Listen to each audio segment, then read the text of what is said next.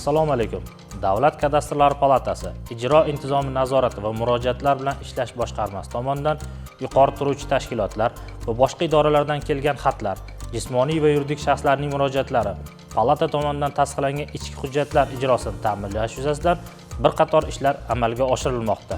Xususan, 2025-yil davomida Davlat kadastrlari palatasi va hududiy boshqarmalari tomonidan jami 87 mingga yaqin murojaatlar ko'rib chiqilgan.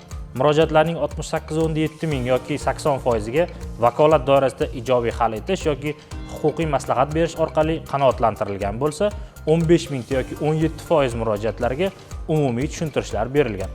1.2% murojaatlarga rad javob berilgan bo'lsa, qolgan murojaatlar ko'rib chiqish jarayonida.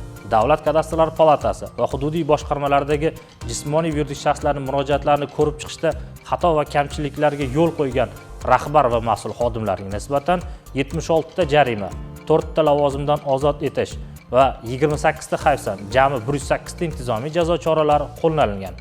Davlat kadastrlari palatasi tomonidan murojaatlarni ko'rib chiqish natijalari to'g'risidagi materiallar tashkilotning rasmiy veb-sayti va ijtimoiy tarmoqlar orqali doimiy yoritib borilmoqda. Davlat kadastrlari palatasi rahbariyati tomonidan yil davomida respublika bo'yicha 20 ta hududda sayyor qabullar tashkil etildi. Ushbu sayyor qabullar davomida 800 dan ortiq fuqaro va tadbirkorlarning vakillari qabul qilindi. 416 ta murojaat ko'rib chiqish uchun ijroga qaratildi.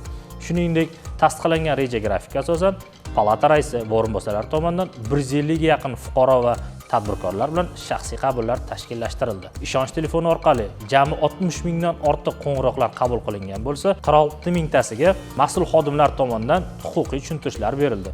12 mingta murojaat ko'rib chiqish uchun hududiy boshqarmalarga yuborilgan bo'lsa, 1,5 mingga yaqin murojaat qo'shimcha o'rganish talab qilgani uchun EDO ijro tizimiga ijroga qaratildi. 2025-yil davomida elektron hujjat almashish dasturi orqali 35 mingga yaqin hujjatlar kirim qilingan bo'lsa, chiquvchi hujjatlar 24 mingtani tashkil etadi. Ijro intizomi va murojaatlar bilan ishlashning ahamiyati shundan iboratki, har bir topshiriq, farmoyish va qarorlarning o'z vaqtida, sifatli, mas'uliyat bilan ijro etilishi rahbarlik madaniyatining yuksak namunasi hisoblanadi.